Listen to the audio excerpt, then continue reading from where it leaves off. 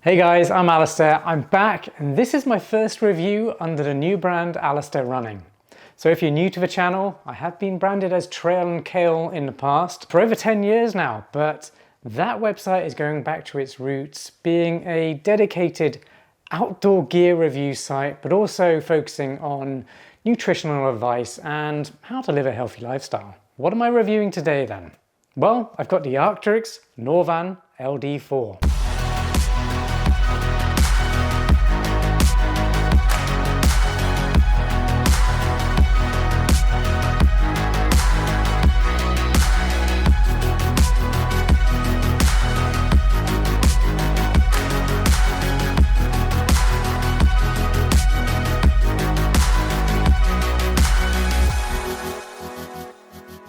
Alright, so a little bit of background on the Norvan LD4. What kind of trail running shoe is this? Well, it is very much an all-mountain trail running shoe designed for long distance running. So it's super comfortable, it's got a really nicely balanced midsole, and it will just go over so many different types of varied terrain. So it really is a do-it-all workhorse, and I can't wait to tell you more about it. By the way, if you have a curious mind like myself, and you're wondering, what does LD stand for? Well, very simple, long distance. Now this shoe makes a little bit more sense, doesn't it? So right out of the box, the shoe feels incredibly premium, as you'd expect from Arc'teryx. They don't do things by halves. Everything they produce is high quality, very durable, and had a lot of time in the labs to perfect the product they're trying to produce. Everything they put out has a very, very focused requirement and a target audience as well. The first thing I noticed about this shoe is how incredibly comfortable the upper is. There's literally no other trail running shoe that feels this comfortable in the upper. It is literally like a sock, but imagine a sock made out of clouds. Then you've got the fit of the Norvan LD4. It's really incredible, and you really have to try it to understand what it's like. As usual, I'm going to start with the key specifications. They cost $170. I will let you know by the end of this review if I believe they're worth that heavy price tag. They weigh 9.8 ounces or 279 grams, and that's for a size US men's 9, my pair. They have a drop of 6 millimeters from heel to toe, which is a stack height of 25 millimeters under the heel and 19 millimeters under the toe. 6 millimeter drop feels really good for an all-mountain shoe like this. The upper, as I mentioned very briefly before, is fantastic. It uses a high volume mesh and it is incredibly sock-like when you slip it on. I said this before, but there's nothing else out there right now that feels like this, and that's really the unique selling point for me, or one of them. There are a few others that I'll go into in a moment, but the upper is just incredible, and I think it's going to fit so many different types of feet shape, and it will feel comfortable for so many people. So Arc'teryx has done a fantastic job here. I really like the fact it's got a lace stove garage for my UK followers in the tongue, which means you can just stow the laces in there once you've done them up, and they're out of the way, they won't get snagged on a trail, and they won't come undone. So fantastic little feature. The midsole has a dual density foam, and it produces a really nice balanced ride, one that's got just enough amount of cushioning and protection underfoot, but also gives you a little bit of response on the run, making it a really good companion for long distance runs. Now what the dual density foam does is give you a soft landing, but then a nice propulsive or responsive toe takeoff. The outsole is using Vibram Mega Grip with light-based technology. If you're not familiar with light-based technology, all it is if you imagine the rubber compound tread or lug pattern on the bottom of a shoe, how that attaches to the bottom of the midsole foam. Basically what the light base is a much thinner strip of rubber compound, making the section of the outsole much lighter in general. A couple of additional features then are the fact that the lugs are 4 millimeter, and they're really good at shedding mud if you are running through mud in these, but they're not hugely deep or hugely aggressive, and I'll go into what that means for you on your run in just a moment. Another feature is it's got nice reinforcements at the front, so if you do stub your toes on a rock or a root, then the shoe has got you pretty much protected in those cases. When it comes to sizing and fit, the Norvan LD4 does come up a little large. So if you've got medium width or narrow feet, I would 100% recommend going down a half size. If you've got wider or particularly high volume feet, then go with your usual sizing. I think you're absolutely going to love the fit. If you're enjoying this review so far, please give it a like. It really helps me and my channel out when you do that, and I appreciate it greatly. Share it with a friend if you think they're going to find this one interesting. And comment on the video. I really appreciate it when you guys do that. It lets me know you're watching, you're enjoying the content. Whether you just want to ask a question about the shoe, you want to say hello, introduce yourself, all those are great example reasons for why you should definitely comment on this video.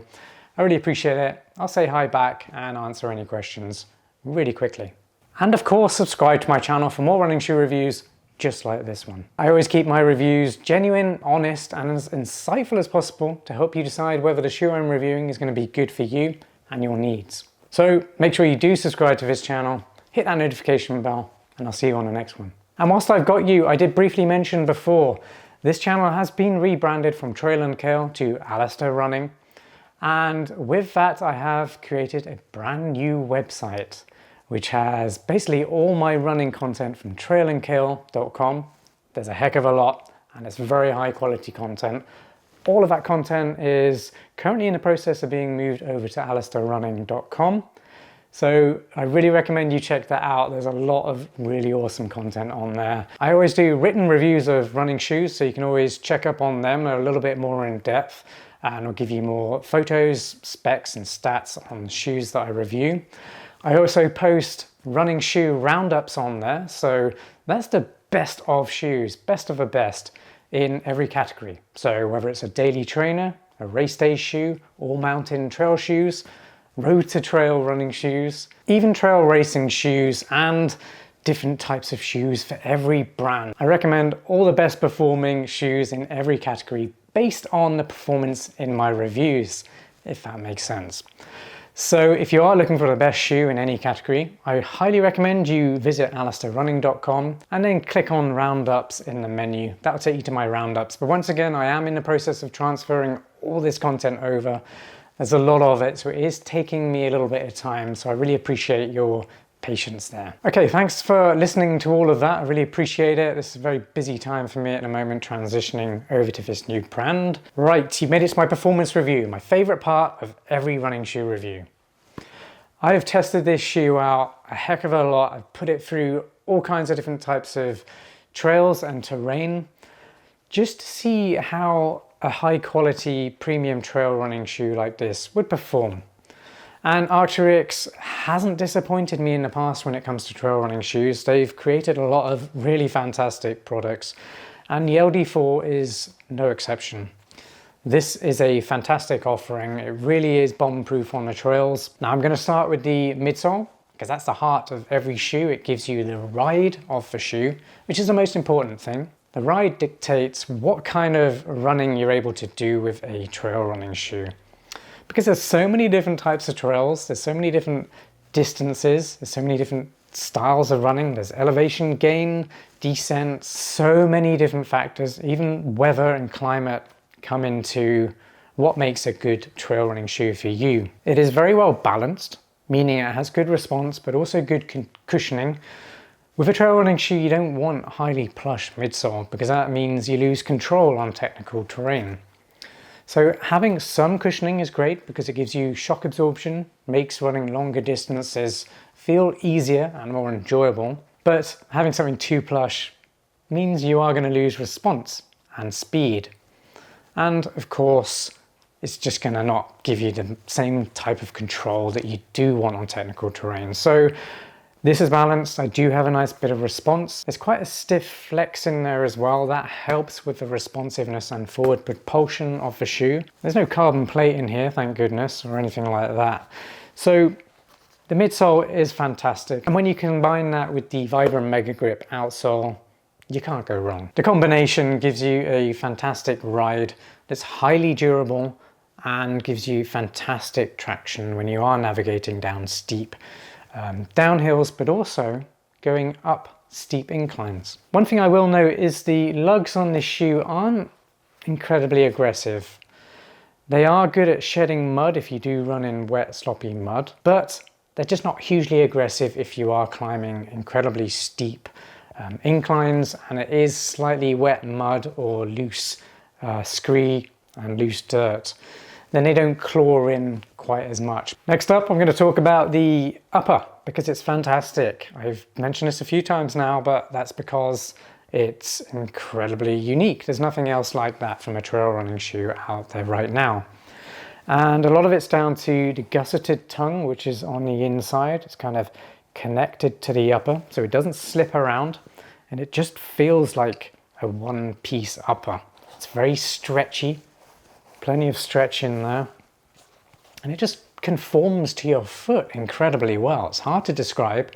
It's something that you're just going to have to go out, test it in your local running store if they do stock the Norvan LD4. You are definitely going to notice that. It's the first thing I notice when I put these shoes on is just how incredibly comfortable that is. The upper is also pretty breathable. Not the most breathable running shoe by any means.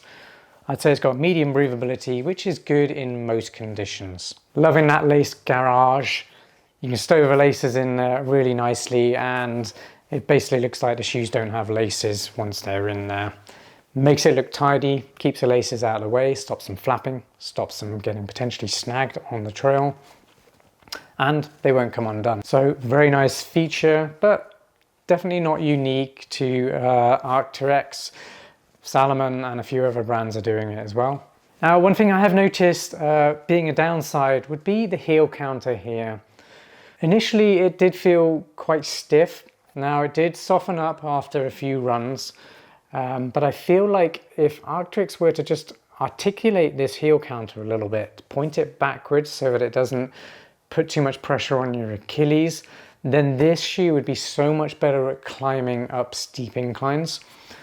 As it is, because the heel lock's so good, I kind of feel like this heel counter is just putting a little bit too much pressure on my Achilles going up steep inclines. That's the only time I ever felt that. But once again, it does soften up and it loosens up the heel counter over time when you do put more miles in them, softens that up and it becomes less of an issue. Now, if you've watched my Arc'teryx Sylan review, or maybe you've tried those other trail running shoes from Arc'teryx, fantastic shoes, by the way, you'll notice they've got a very different geometry to them. So I'm just going to very quickly compare or show you how that looks. This is the Sylan. Can you see that rocker? It's so much more pronounced, making this probably a better all-mountain trail running shoe for ultra running if you don't have as much technical terrain, because the rocker doesn't work quite as well on technical trails. Just the very nature of having a shape like that just makes it difficult to control on the extremely technical stuff, and it's not quite as stable. So if you're running mile trails, you want to run very quickly and efficiency over long distances, this shoe is absolutely fantastic. You have to watch my review of it. Love it. But where this one differs is it does allow you to control your foot placements and just gives you more control on technical terrain. There's less of a rocker, as you can see. It's more at the forefoot, which gives you a good toe off, but there's less of that kind of efficient long distance running mechanics coming from this shoe. But benefits if you like more technical trails and long distance running. That's what this one does really well. Is the Arc'teryx Norvan LD4 worth $170 then? Yes, it is. $170 actually isn't that much for an Arc'teryx trail running shoe that can handle so many different terrains, types of running and distances as well. So that actually feels quite reasonable, believe it or not, from an Arc'teryx product. It's incredibly durable, it's very capable. I love the midsole, the fact it's so well balanced, giving me good control on technical trails. It's a pretty good climber, not incredibly great on steep inclines because of this stiffer heel counter, but it is snappy and responsive on flat terrain and going downhill. Traction's fantastic thanks to the Vibram Mega Grip. Lugs could be deeper for more claw-like traction going up steep inclines. The upper is incredibly comfortable, pretty breathable. So it really is worth $170. I absolutely love this shoe. If you are looking for an all-mountain trail running shoe for going long distances over technical terrain, and you want something that's going to last a long time because this is incredibly durable, then I highly recommend you check out the Norvan LD4. You can either buy it from Arc'teryx, REI, Sports Shoes from the UK, or just go to your local running store, try this on, and I'm telling you, you're going to absolutely love how this upper feels. It's incredibly unique, and Arc'teryx has done a fantastic job with it. Well, thanks for watching. I really hope you enjoyed this review. If you did, please give the video a like, share it with a friend, comment on the video. I really love it when you guys do that. Lets me know you're watching, lets me know you're enjoying the content I'm putting out, and it's just nice to get to know some of you guys better. And subscribe to the channel. You'll get more reviews just like this. I always put out the highest quality content possible. I never waste your time with fluff and just crap content that shouldn't be on the internet because there's already so much of it. So I put a lot of effort into my reviews, and I actually test the shoes as much as possible to form a really detailed and insightful opinion of how they perform in the real world situations. So subscribe, hit that notification bell, and I'll see you on the next one. Thanks for watching. Peace.